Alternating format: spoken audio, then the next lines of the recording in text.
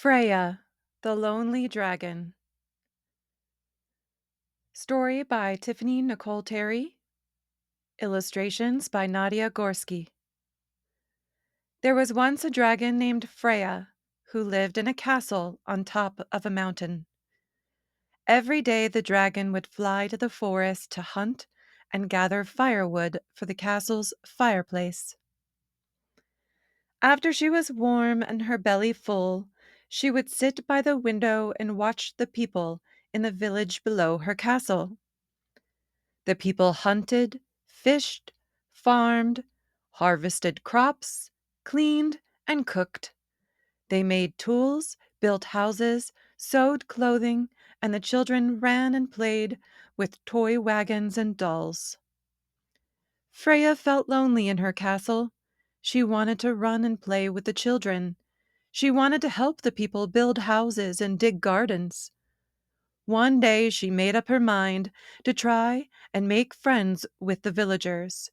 She took a deep breath and flew down to the village.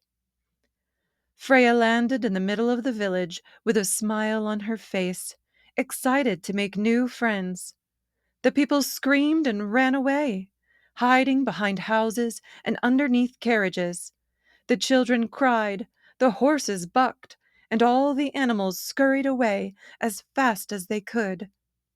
Freya looked around but did not see anything scary. Suddenly, she felt rocks hitting her and thought the village must be under attack.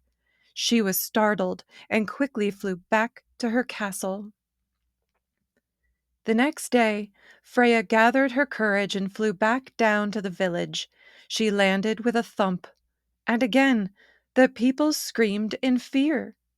Freya suddenly realized that they were all afraid of her. She hung her head sadly and flew back to her castle alone. Freya sat in her castle window and watched the villagers below. They were storing food, gathering wood, and preparing for winter.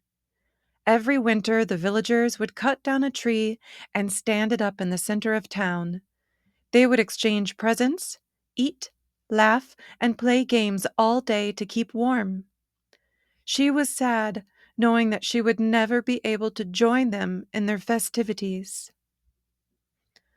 "Oh, how I wish I could be their friend and play their games with them," she thought. "But if they fear me, what can I do to show them that I am nice?" Then the dragon had an idea. She flew to the forest and collected dried roots, pine cones, berries, figs, and all the colorful leaves she could find. She used her fire and her teeth to cut down a tree.